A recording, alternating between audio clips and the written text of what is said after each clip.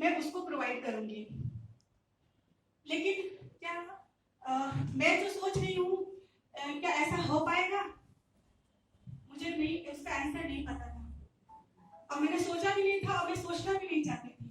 बस एक काम करना चाह रही थी कि जो मेरे दिल में ख्याल आया है उसको मैं प्रैक्टिकली करके देखूं, उसके बाद ऑटोमेटिक आंसर आ जाएगा कि मेरी सोच सही थी या गलत थी। क्योंकि जब तक मैं करती नहीं मैं सो नहीं पाती, क्योंकि हमेशा मेरे ख्याल में रहता था कि एग्जैक्ट आंसर मुझे कौन देगा। ऑब्वियस है, जिसके जहां मैं स्टार्ट करना चाह रही थी वहीं के लोग दे पाएंगे। तो फिर खैर मैंने स्टार्ट किया और पैशन जो बोलते हैं एक स्टार्टअप के अंदर पैशन होना चाहिए। ऑफ कोर्स अगर वो पैशन नहीं रहेगा तो हम नहीं कर सकते हैं कुछ भी।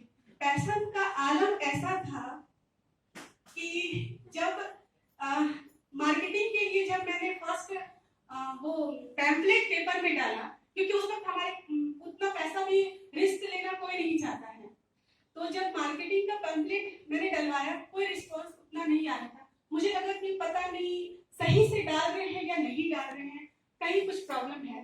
तो मैंने सुबह 4 बजे भोर में लड़की का गेटअप रेडी किया और अपने असिस्टेंट को बोला कि मैं कुछ नहीं बोलूंगी, आपको सिर्फ मेरे इशारे को समझना है और मैं जैसा इशारा करूंगी आपको बस करना है। और फिर मैं पूरे की तरीके से लड़का, और ठंड का दिन था, मैंने दिसंबर में स्टार्ट किया था और मैं वहां पे 4 बजे सुबह में जाके जो पेपर डिस्ट्रीब्यूट करते मैं खुद वहां पे गई और वहां पे मैंने पैम्पलेट अपने सामने बैठाया। और ठीक जब मैं वापस आई उसके बाद से कॉल्स आने शुरू हो गए इंक्वायरी के,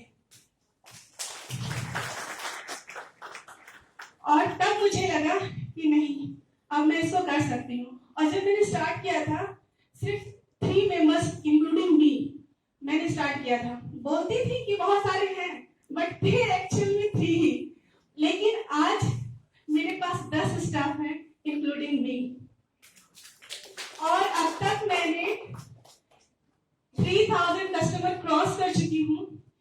2 साल पूरी तरीके से मैं लॉस में थी, लेकिन जब कस्टमर्स के व्यूज आते थे वो बहुत इतने अच्छे इंकरेजिंग वर्ड्स आते थे उनके कि मैडम आपने बहुत अच्छा चीज ओपन किया है, हमारे ये मीन्स कि हमें जो टेंशन होती थी कि हम कपड़े तो अच्छे पहन लेते हैं कहीं भी जाने के लिए, लेकिन जब शूज आते हैं इतनी कॉस्टली आते हैं उनको फेंकने में भी नहीं बनता है और रखने में भी नहीं बनता है।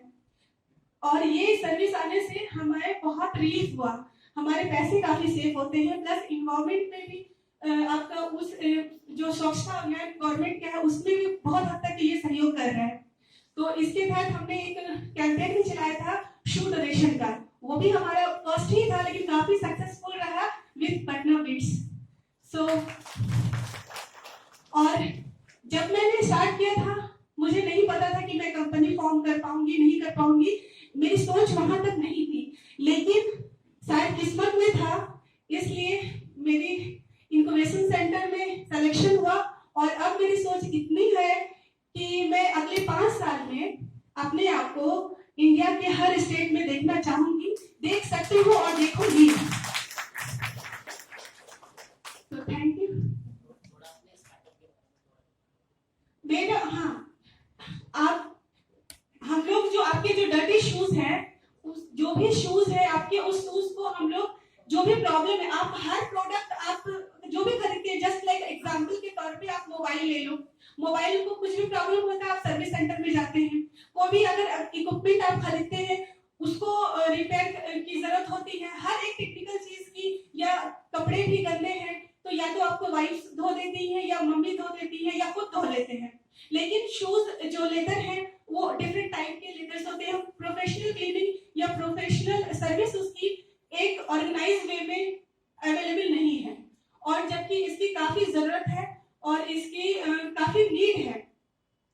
तो इस पेन को दूर करने का काम रिवाइवल करता है। तो बेसिकली हमारा ये है, और सिर्फ हम लोग शूज तक ही डिपेंड नहीं है, लेदर के जो भी प्रोडक्ट्स हैं, चाहे वो जैकेट हो, चाहे वो बैग्स हो, चाहे वो शूज हो, लेदर का कोई भी फॉर्म हो, उसको हम लोग क्लीन करते हैं, रिपेयर करते हैं और बहुत हद तक उसको रिस्टोर करते हैं। Thank you. Thank you Sajiya.